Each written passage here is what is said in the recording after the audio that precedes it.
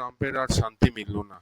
৭-৭টি যুদ্ধ থামানোর পরও তার ভাগ্যে আর নোবেল পুরস্কার জুটল না। ডোনাল্ড ট্রাম্পের দাবি, তিনি ৭-৭টি যুদ্ধ থামানোর জন্য প্রচেষ্টা করেছেন এবং এজন্য তিনি নোবেল শান্তি পুরস্কার পাওয়ার যোগ্য। এমনকি হোয়াইট হাউস সক্রিয়ভাবে চেষ্টা করেছিল যাতে ট্রাম্প এই পুরস্কার পান। তবে শেষ পর্যন্ত নোবেল কমিটি ঘোষণা করল যে ২০২৫ সালে নোবেল শান্তি পুরস্কার পাচ্ছেন ভেনেজুয়েলার মারিয়া করিনা মাচাদো। ট্রাম্প কেন এই পুরস্কারের জন্য যোগ্য বিবেচিত হলেন না তা নিয়ে নরওয়ের নোবেল কমিটি একটি বিশদ ব্যাখ্যা প্রদান করেছেন। নোবেল শান্তি পুরস্কার জয়ীদের নাম প্রকাশের পর কমিটির প্রধান ইয়ার্গেন ওয়াটনে ফ্রিডনেস সাংবাদিক বৈঠকে জানান যে এই পুরস্কার দেওয়া হয় আলফ্রেড নোবেলের কাজ এবং তার আদর্শের আলোকে।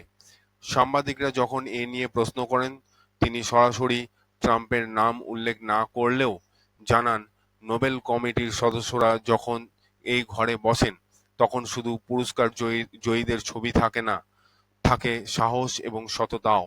তিনি পরিষ্কার করে বলেন যে আলফ্রেড নোবেলের ইচ্ছাপত্র এবং তার কাজ পর্যালোচনা করেই পুরস্কার দেওয়ার সিদ্ধান্ত নেওয়া হয়। অন্যদিকে ট্রাম্পকে উদ্দেশ্য করে কিছু না বললেও ফ্রিডনেসের মন্তব্য থেকে বোঝা যায় যে হয়তো মার্কিন প্রেসিডেন্টের কাজকর্ম নোবেলের আদর্শের সঙ্গে খাপ খায় না। নরওয়ের নোবেল কমিটি আলফ্রেড নোবেলের ইচ্ছাপত্র বা উইল অনুসারে নোবেল শান্তি পুরস্কার বিজয়ীর নাম ঘোষণা করে থাকে।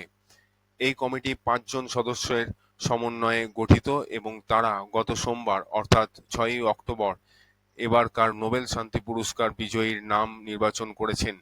এদিকে শুক্রবার সকালে একটি ইঙ্গিত পাওয়া যায় যে ডোনাল্ড ট্রাম্প এবছর শান্তি পুরস্কার পাননি।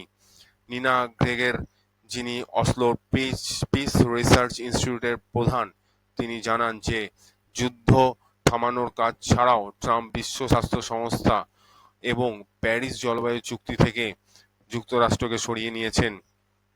এছাড়া তিনি বিভিন্ন মিত্র দেশের সঙ্গে বাণিজ্যিক সংঘাতে জড়িয়ে পড়েছেন। নিনা আরও বলেন যে নোবেলের ইচ্ছাপত্রে যে আদর্শের কথা বলা হয়েছে, ট্রাম্পের এই কাজগুলি সেই আদর্শের সঙ্গে সামঞ্জস্যপূর্ণ নয়। কিন্তু অনেক নরওয়েবাসী আশঙ্কা করছেন যে যদি ডোনাল্ড ট্রাম্প নোবেল পুরস্কার না পান তবে তিনি হয়তো নরওয়ের প্রতি শাস্তিমূলক পদক্ষেপ গ্রহণ করতে পারেন।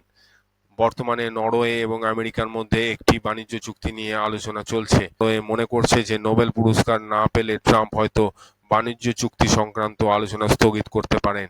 এমনকি কিছু মানুষ এও মনে করছেন যে ট্রাম্প নরওয়ের পণ্যের ওপর কড়া শুল্ক আরোপ করতে পারেন।